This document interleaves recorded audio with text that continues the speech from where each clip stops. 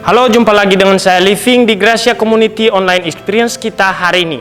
Terima kasih untuk Anda semua yang menyaksikan tayangan kami ini, baik Anda yang Kristen maupun yang bukan Kristen, baik Anda yang di Kota Purwokerto maupun di luar Kota Purwokerto, saya ucapkan selamat bergabung. Kemeriahan Natal di bulan Desember ini sudah berlangsung kurang lebih 2 minggu, dan kita semua cukup menikmatinya karena antusias penyambutan yang dilakukan di berbagai tempat yang kita kunjungin. Di sisi lain, ada sebagian dari kita yang menyambut kemeriahan Natal ini dengan berbagi kepada sesama, yang diberikan dalam bentuk bingkisan atau hal lainnya. Dan ini merupakan bukti kasih nyata yang bisa kita lakukan kepada orang lain. Pastikan Anda semua dalam sukacita Natal ini kita membangun diri untuk melakukan hal-hal yang baik, termasuk berbagi kasih kepada sesama. Nah teman-teman, sebentar Ibu Pendeta Lois Sutopo akan menyampaikan kebenaran firman Tuhan untuk kita semua dengan judul Tilam Kasih. Mari kita simak bersama apa teguran serta nasihat untuk kita dengar hari ini. Namun sebelumnya rekan saya Yosi bersama dengan GCC Band Purwokerto akan menyanyikan sebuah lagu. Dan untuk informasi tayang khotbah dan pujian hari ini adalah rekaman ibadah minggu lalu. Jadi teman-teman jangan kemana-mana dulu, tetap stay di channel ini. God bless you. Mari kita mau persiapkan setiap hati kami untuk menerima kebenaran firman-Mu Tuhan. Sebab kami percaya Tuhan, perbuatan-Mu selalu ajaib dalam setiap hidup kami. Kini kami mau datang menyembah-Mu Tuhan.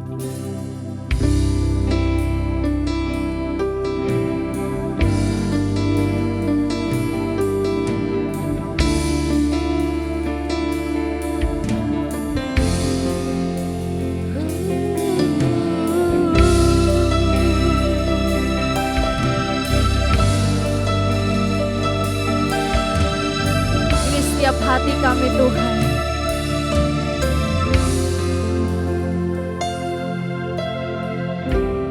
Bapakku datang menyembah-Mu di sini. Ku percaya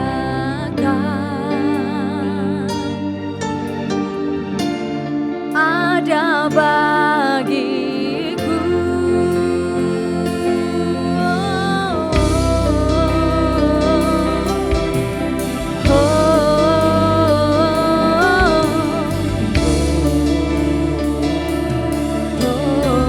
Saya mau datang menyembah-Mu Tuhan. Bapakku datang menyembah-Mu Tuhan.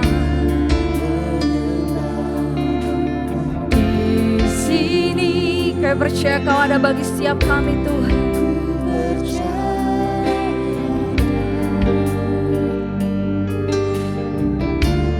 Ada bagiku.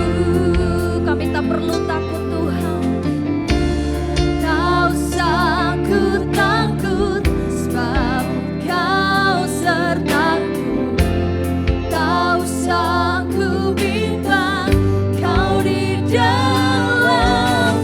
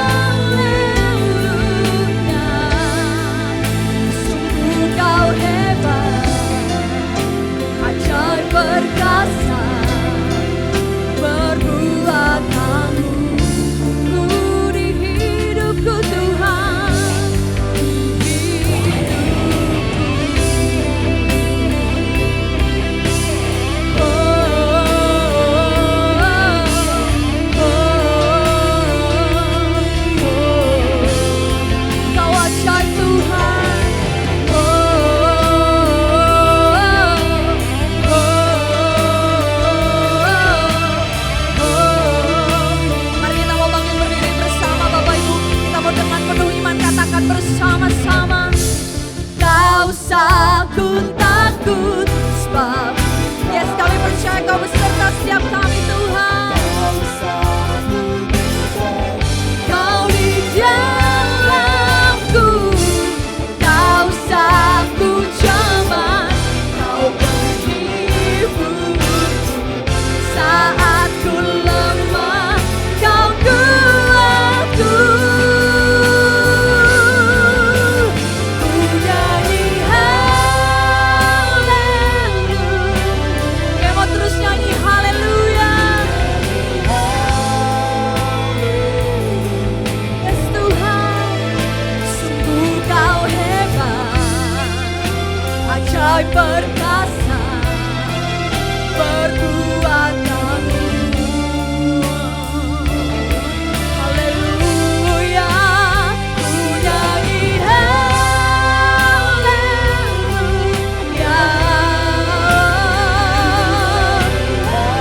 Yes Tuhan, sungguh Kau hebat Tuhan, sungguh Kau hebat, ajaib perkasa, perbuatanmu di hidupku Tuhan, di hidupku.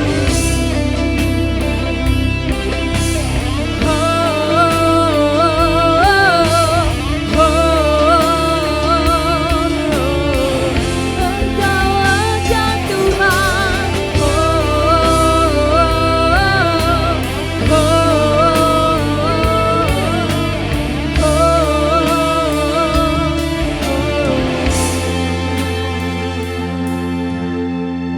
Sebab kami sungguh merasakan keajaiban-Mu dalam setiap hidup kami Tuhan. Terima kasih untuk setiap kasih-Mu yang besar Tuhan. Sebab kasih-Mu yang besar tidak pernah bisa kami balas dengan apapun Tuhan. Mari dengan bersama-sama kita menyatakan, dengan apa kan ku balas. Yes Tuhan, segala ini segenap hati kami Tuhan, segenap hatiku menyembah-Mu Yesus. Ku bersyukur padamu, yes Tuhan, dengan apa kan ku balas. Kau selalu baik dalam setiap hidup kami Tuhan.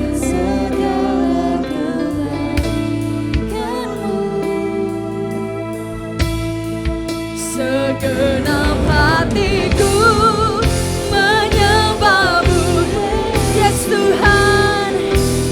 Ku bersyukur padamu, dengan apa kan ku balas segala kebaikan-Mu Tuhan.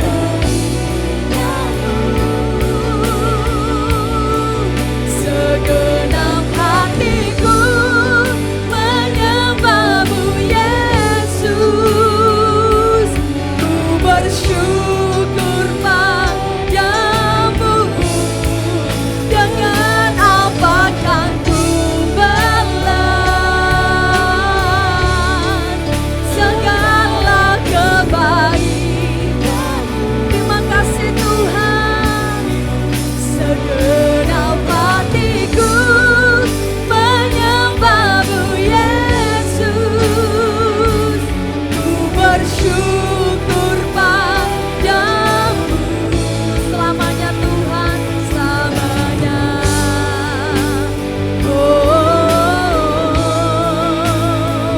Selamanya.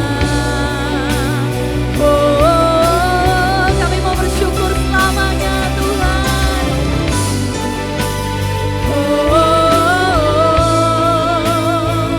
Selamanya.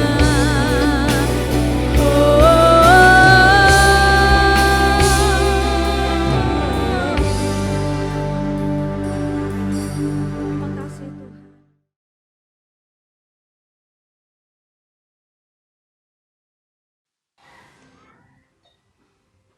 Selamat pagi Bapak Ibu semuanya. Bersyukur kepada Tuhan kalau pagi hari ini kita bisa beribadah bersama-sama. Kita sudah memasuki Minggu Advent yang ketiga menjelang Natal, dan suasana Natal sudah dirasakan di berbagai tempat. Bukan hanya di gereja saja, tetapi juga di tempat-tempat yang lain, di hotel, di mall, dan lain-lainnya. Dan gereja kita juga akan mengadakan perayaan Natal. Minggu depan kita di sini akan mengadakan Natal tanggal 24. Pagi ada Natal remaja, lalu sorenya dipakai untuk Natal umum jam 4, lalu tanggal 25 jam setengah 4 dan jam 6 sore. Jangan lupa untuk hadir, saudara bisa membawa teman-teman yang belum bergereja, yang belum menjadi pengikut Yesus, ajak mereka supaya mereka bisa hadir. Siapa tahu lewat Natal Tuhan menjamah mereka dan menjadikan mereka pengikut Yesus. Saudara-saudara, saya juga mengucapkan banyak terima kasih untuk keterlibatan Bapak Ibu semuanya dengan memberikan persembahan untuk keperluan Natal kita tahun ini. Juga yang sudah terlibat dalam sosial Natal yang akan kita selenggarakan pada tanggal 20 atau 3 hari yang akan datang dengan membagikan 500 paket beras. Tiap paketnya berisi beras sebanyak 3 kilo. Kiranya Tuhan akan menyertai pembagian sosial ini supaya semua yang menerima dapat merasakan kasih Tuhan dalam kehidupan mereka. Saya juga mengucapkan banyak terima kasih untuk doa Bapak Ibu semuanya sehingga Natal gereja tahun ini dapat terlaksana dan diberkati oleh Tuhan. Saudara-saudara, memang kelahiran Tuhan Yesus itu satu peristiwa yang patut disyukuri dan harus dirayakan dengan penuh sukacita oleh seluruh umat manusia di muka bumi ini. Natal yang pertama di Bethlehem sudah mendatangkan sukacita, sekalipun dalam suasana yang sederhana dan bersahaja, namun tidak mengurangi sukacita.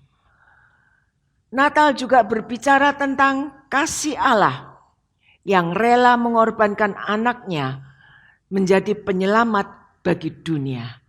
Saudara-saudara, banyak orang Kristen merayakan Natal dengan mengadakan ibadah keluarga, makan bersama, ada yang mengundang sahabat teman menjelang Natal, ada yang berbagi kasih dengan sesama, dan gereja kita pun melakukan hal yang sama, berbagi kasih dengan sesama melalui kegiatan sosial yang akan kita adakan. Natal merupakan pernyataan kasih Allah yang membuat sukacita bagi orang yang membutuhkan. Dan alangkah indahnya bila di momen Natal ini kita bisa berbagi dan mendatangkan sukacita bagi sesama kita. Kita bisa berbagi dengan sesama kita bila kita memiliki kasih. Karena kasih membuat kita melakukan kebaikan-kebaikan bagi sesama kita. Kasih membuat kita bisa memperhatikan sesama kita. Kasih membuat kita bisa menyatakan kasih melalui pemberian-pemberian yang kita lakukan. Saudara-saudara, setiap pribadi harus menjalani kehidupan ini dengan kasih.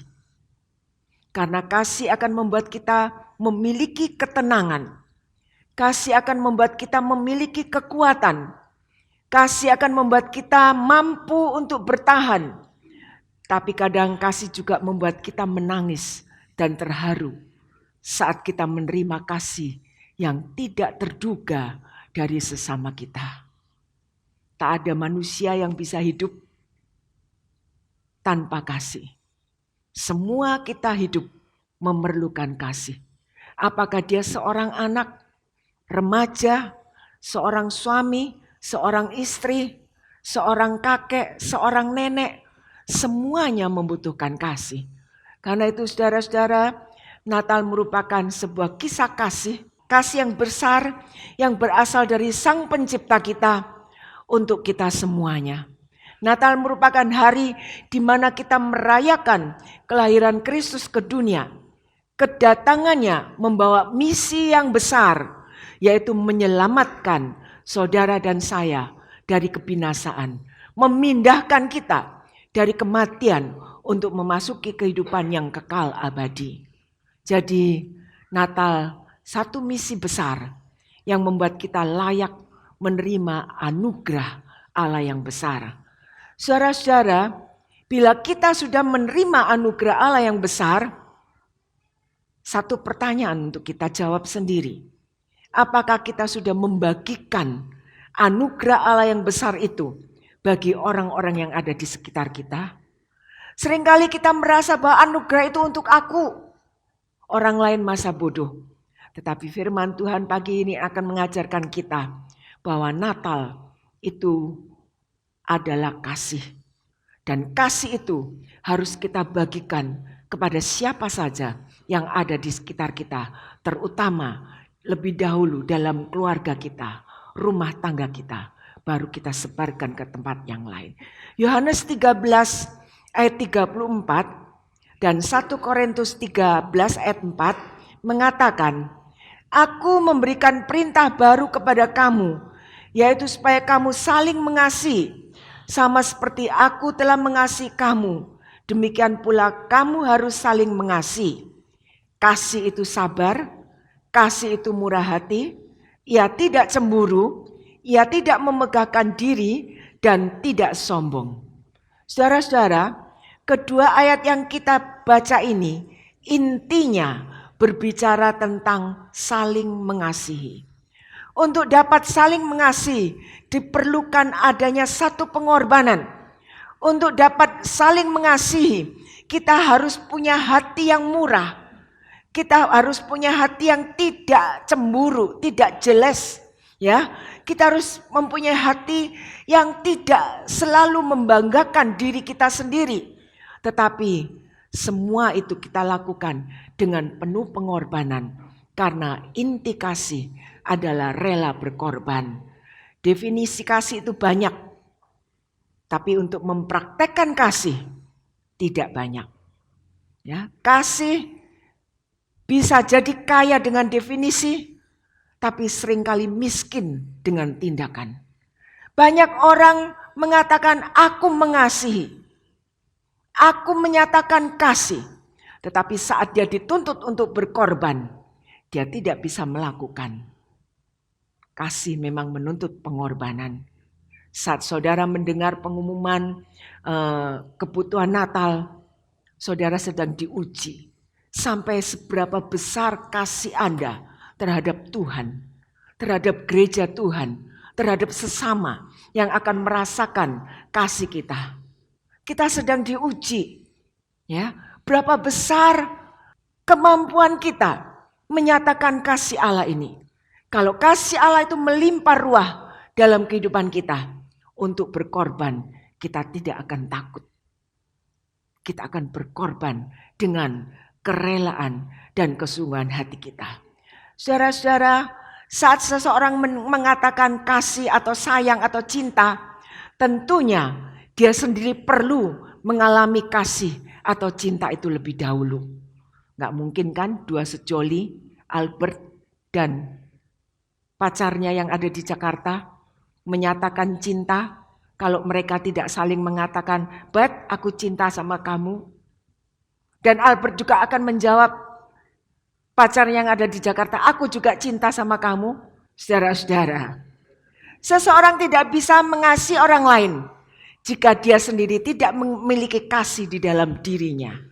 Ada dua orang kakak beradik sepakat untuk membuka usaha perkebunan. Dan mereka bekerja sama dan mereka menentukan syarat bahwa hasil yang akan mereka peroleh akan dibagi sama rata bagi kakaknya dan bagi adiknya. Nah, seiring berjalannya waktu, usaha mereka membuahkan hasil. Namun, adik ini mulai berpikir, aku masih sendirian, aku belum berkeluarga. Sedangkan kakakku sudah berkeluarga, dia punya 3 orang anak. tentunya kebutuhannya lebih banyak. Kalau aku membagi hasil ladang ini menjadi 2, kok rasanya tidak adil. Karena itu satu waktu dia berpikir dia akan membawa sekantong pupuk untuk kakaknya. Tapi kakaknya juga mempunyai pikiran tentang adiknya. Aku sudah berkeluarga, aku punya istri, punya anak yang bisa selalu menemani aku dan menghibur aku. Sedangkan adikku, dia seorang diri, tidak ada siapa-siapa, dia belum menikah. Apapun yang dihadapi, harus dihadapi sendirian. Karena itu kakaknya juga punya rencana untuk memberikan sekantong pupuk ke gudang adiknya. Dan itu berjalan berbulan-bulan lamanya sampai kedua kakak beradik ini merasa heran. Aneh ya, kok pupuk di gudang ini enggak pernah habis dan selalu sama. Ya, selalu sama. Satu malam mereka dikejutkan ketika mereka berjalan.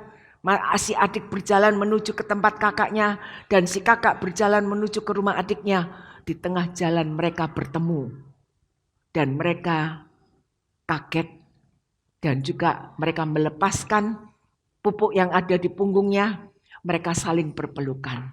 Ternyata pupuk mereka tidak habis karena mereka saling mengisi, saling memperhatikan, saling menunjukkan kasih sehingga mereka bisa memiliki pupuk yang tidak pernah habis. Saudara-saudara, memiliki kasih tidak membuat orang lain sebagai saingan yang harus dikalahkan. Karena kasih itu memberi kesempatan untuk seseorang menumbuh kembangkan potensi yang dimiliki, yaitu murah hati. Ya, murah hati. Memulai satu karir tidak mudah, diperlukan pengorbanan. Saya ingat ketika kita mulai pelayanan di Purwokerto dan mulai membuka cabang-cabang gereja. Cabang yang pertama adalah di Sidaboa. Waktu itu kami harus ke sana, tidak ada, perginya bisa naik bus, tapi pulangnya harus jalan kaki dari Sidaboa ke Purwokerto. Dan harus berhenti beberapa kali. Ya. Dan saya bisa merasakan capeknya badan. Waktu itu hanya ada satu pengerja di sini namanya Suwarto. Dulu pemuda di sini, lalu dia masuk sekolah Alkitab, kembali dari sekolah Alkitab di Lawang, dia melayani bersama-sama dengan kami. Tapi sekarang dia sudah berada di surga bersama dengan Bapak di surga. Kalau Bu Kyoklin mungkin tahu siapa Suwarto, karena dulu mungkin juga teman kaum muda, ya. Dan itu yang berjuang bersama-sama dengan kami. Seringkali kami pergi bisa naik bis. Kadang di bis itu gak ada tempat. Harus berdiri. Tetapi pulangnya jam 6 itu sudah gak ada bis. Kami harus jalan kaki. Dan itu yang kami lakukan. Kalau tidak ada kasih, gak mungkin hal itu terjadi. Kalau tidak ada kasih, tidak ada pengorbanan, tidak ada cabang yang banyak di sekitar Purwokerto. Saudara-saudara, merintis cabang bukan hal yang mudah. Penuh pengorbanan, penuh air mata, penuh sakit hati.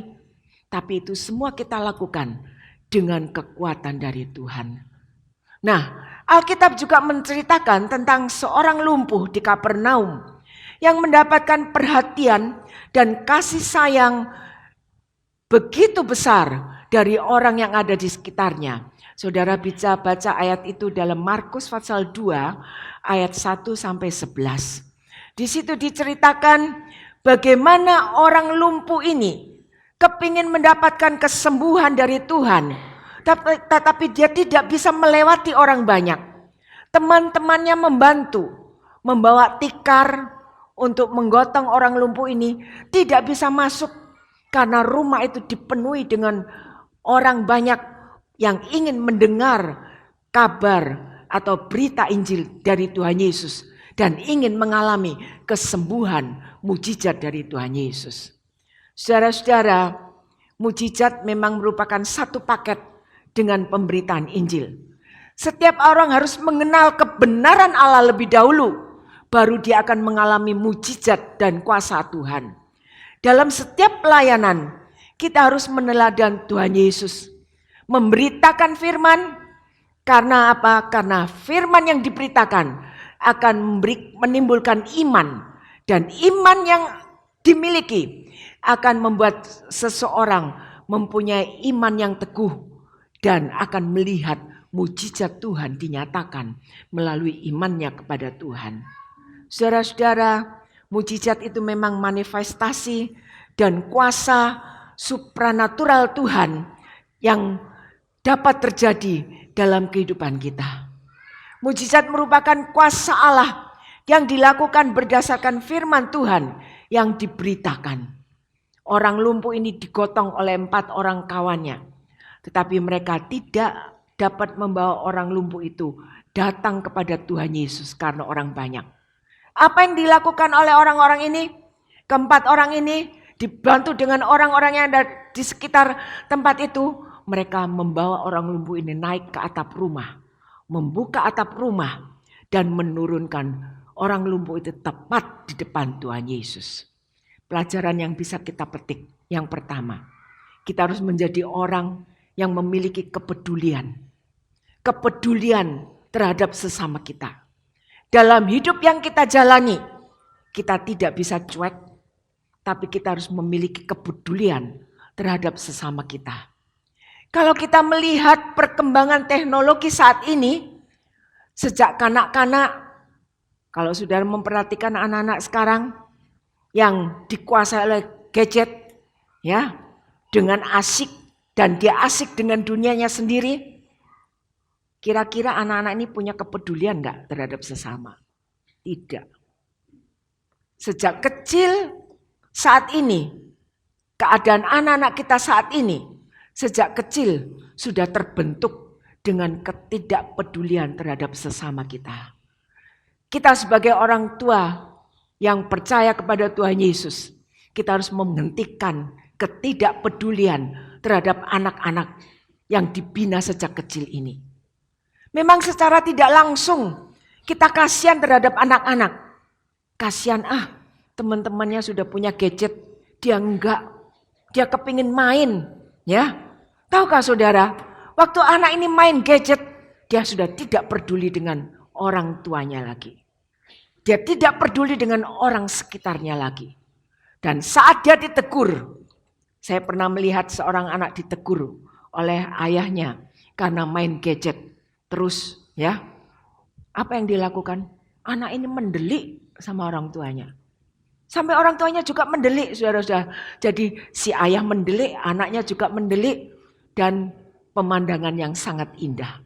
Orang tua dan anak tidak mau mengalah. Kesalahannya di mana? Kesalahannya di orang tua yang membiarkan dan membiasakan anak-anak dari kecil memegang gadget dengan tidak ada jam tertentu. Ya, saudara-saudara, seringkali kita mengatakan anakku ini loh yang terlalu. Bukan anak kita yang terlalu, kita sendiri yang terlalu. Saya ingat waktu Jul masih kecil, ya, dia kepingin punya HP. Lalu waktu itu Yason dan Inge ke Amerika untuk 1 bulan, ya, karena ada sesuatu dia mau belajar di sana. Yason, saya jaga Jul. Gak bisa apa-apa kan anak ini. Lalu saya bilang, sini Jul, pakai HP ama, telepon papa, mama, supaya kamu bisa itu. Tapi dia maunya terus pegang HP saya. Saya bilang gak boleh. Kamu belum waktunya. Kamu masih umur 8 tahun. Belum waktunya kamu pegang ini. 1 hari hanya 1 kali. Kalau papa mama telepon, kamu baru boleh pinjam HP ama. Saya bilang begitu. Ya, dan itu saya lakukan terus.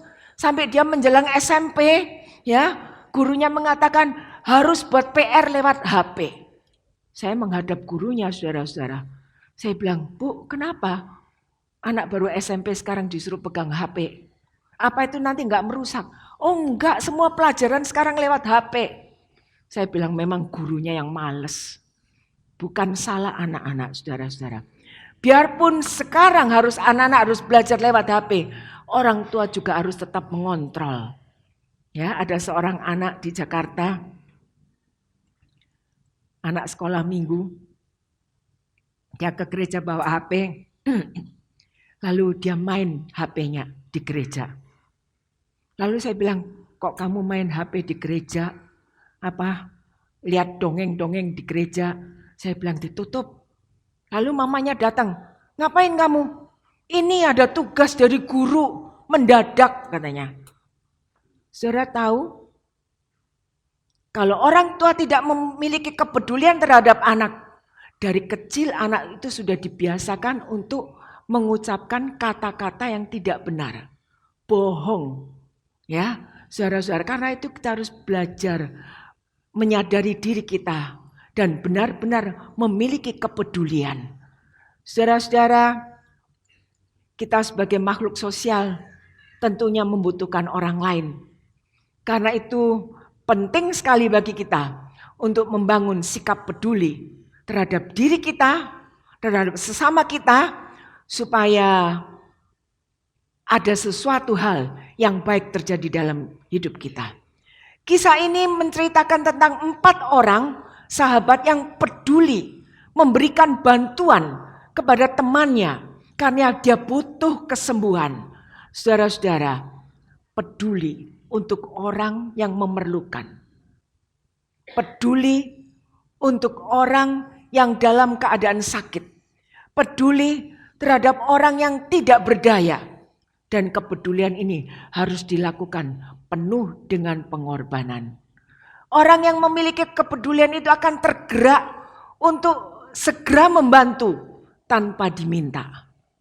Ya, tanpa didorong-dorong, ayo bantu, tidak.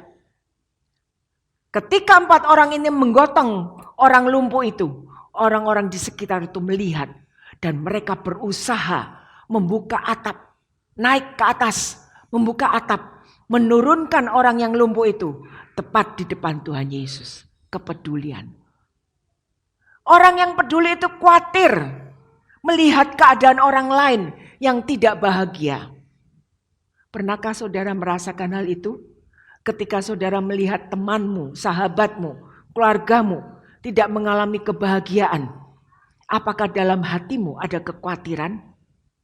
Apakah dalam hati kita ada tanda tanya? Kenapa kok orang itu tidak berbahagia? Kenapa orang itu mengalami hal seperti itu? Tentunya ada tanda tanya ya dalam hati kita.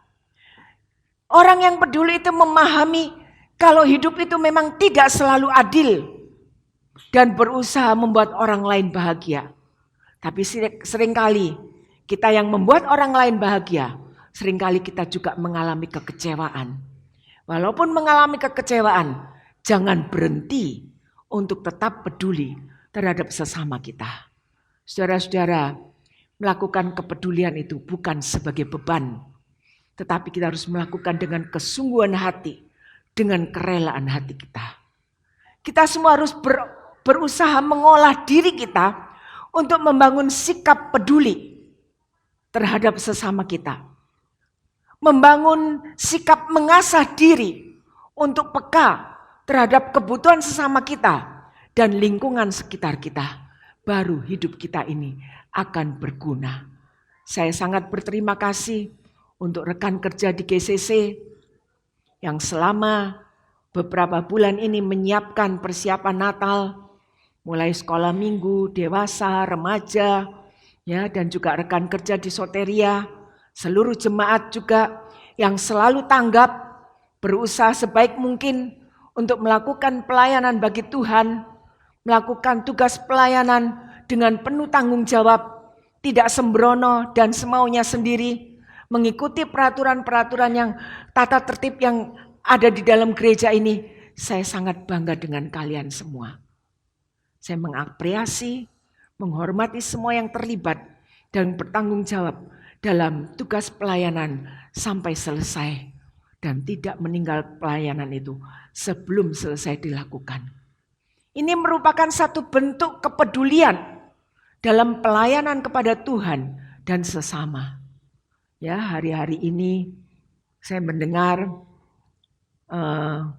volunteer semua berlatih setiap hari di gereja Dan saya juga melihat dari CCTV, gereja selalu sibuk, gereja selalu ramai. Untuk apa mereka melakukan itu semua? Untuk melayani Tuhan, supaya pelayanan mereka di hari Natal itu bisa memberkati semua jiwa yang hadir. Peduli, miliki kepedulian, jangan cuek. Yang kedua, kita harus menjadi orang yang tekun dan sehati saat memberikan pertolongan. Saat kita mau memberikan pertolongan, jangan asal-asalan. Ya, saat diserukan untuk melakukan sesuatu amal, jangan kita asal-asalan memberi, tapi lakukan dengan tekun dan dengan sehati. Saudara-saudara, di mana ada kesehatian berdasarkan kasih Kristus, di sana akan ada mujizat. Kalau kita melakukan dengan kesehatian kita, dengan sehati, mujizat itu akan terjadi untuk orang lain dan juga untuk diri kita pribadi, untuk keluarga kita. Saudara-saudara, karena itu firman Tuhan mengingatkan kita pentingnya saling mengasihi dan memperhatikan. Hanya kasih Tuhan yang membuat Tuhan bisa melakukan mujizat yang besar dalam kehidupan saudara dan saya.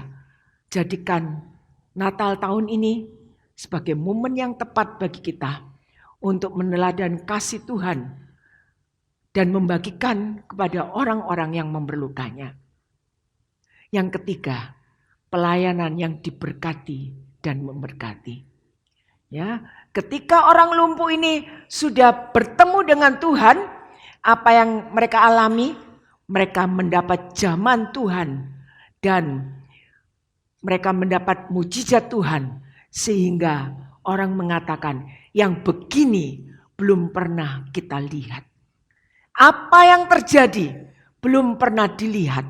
Saudara-saudara, perlunya bagi kita semua berpartisipasi sebagai pembawa tilam atau pembawa tikar kasih. Di mana saja kita berada, jadilah pembawa tilam kasih bagi sesamamu. Saudara-saudara, mungkin ada orang lumpuh secara rohani di sekitar kita. Kita mau jadi pembawa tilam bagi mereka. Bangunkan kelumpuhan rohaninya supaya mereka tidak terus menjadi orang yang lumpuh. Ada seorang rabi Yahudi tua bermimpi. Dalam mimpinya itu dia mengunjungi 2 tempat, surga dan neraka. Dia mengunjungi ke neraka lebih dahulu dan dia melihat di neraka itu begitu banyak orang dengan meja-meja yang besar, dengan makanan yang tersedia. Semua orang bawa sendok yang panjang, ya. Kalau sendok hanya panjangnya sekilan, sebatas tangan, mungkin masih bisa masuk ke mulut. Tapi kalau sendok itu panjangnya 2 meter, kira-kira bisa masuk ke mulut enggak? Enggak bisa, saudara-saudara. Dan itu yang dilihat oleh rabi tua ini.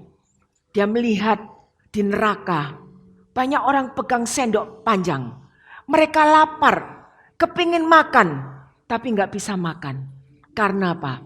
Karena sendok itu tidak bisa masuk ke mulutnya sendiri. Sendok yang panjang itu hanya bisa masuk ke mulut orang lain. Dan mereka tidak mau melakukan itu. Mereka mengatakan, kenapa orang lain harus kenyang, sedangkan aku sendiri lapar. Tapi ketika rabi Yahudi ini menuju ke surga, dia juga melihat keadaan yang sama. Ada meja yang besar dengan makanan yang berlimpah. Ada orang-orang yang membawa sendok panjang. Ya, tetapi semua tidak mengalami kelaparan. Mengapa? Karena mereka saling melayani, saling memberi makan, saling memperhatikan, dan saling menunjukkan kasih. Saudara-saudara, Tuhan Yesus ingin supaya kita semua bisa berbagi kasih dengan melayani satu dengan yang lain. Jadilah pembawa tikar, belajarlah untuk selalu melayani dan berbagi kasih bagi sesama kita. Amin. Mari kita berdiri bersama-sama, kita menyanyikan sebuah lagu, kemuliaan bagi Tuhan di tempat maha tinggi.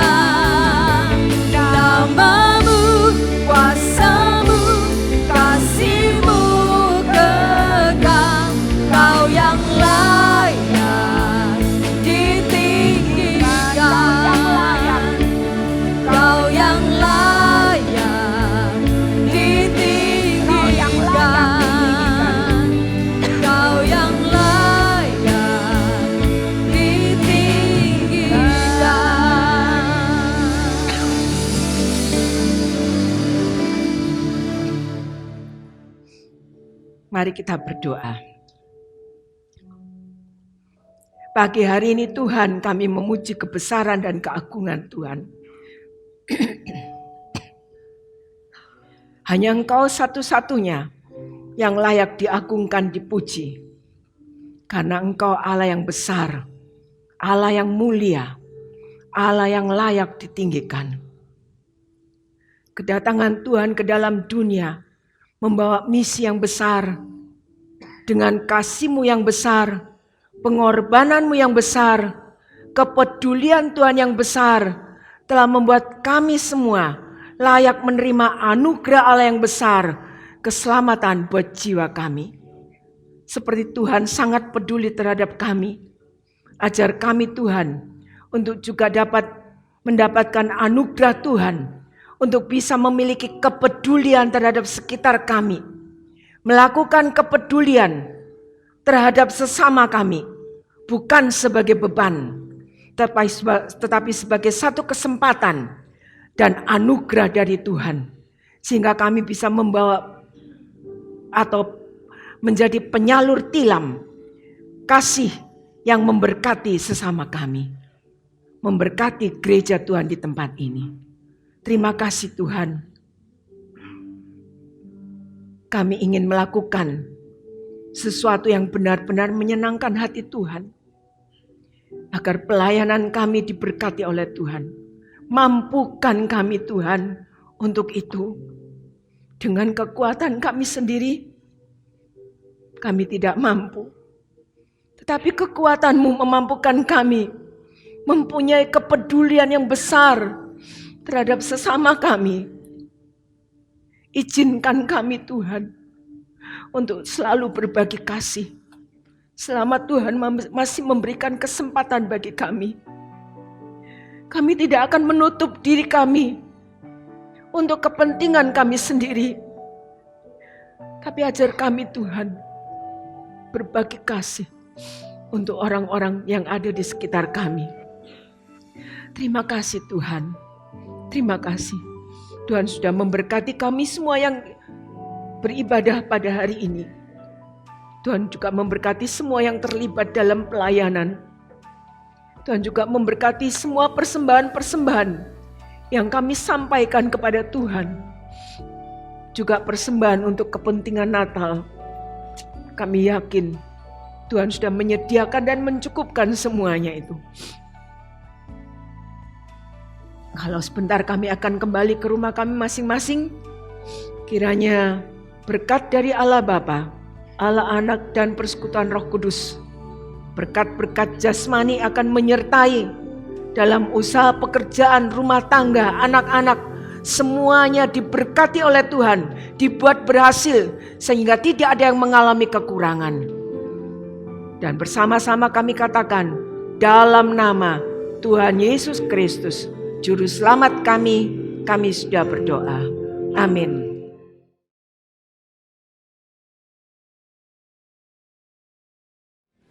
Terima kasih Ibu Pendeta Lois untuk renungan firman Tuhan hari ini. Semoga kita semua diberkati dan dikuatkan, bahkan dipulihkan oleh kebenaran firman Tuhan hari ini.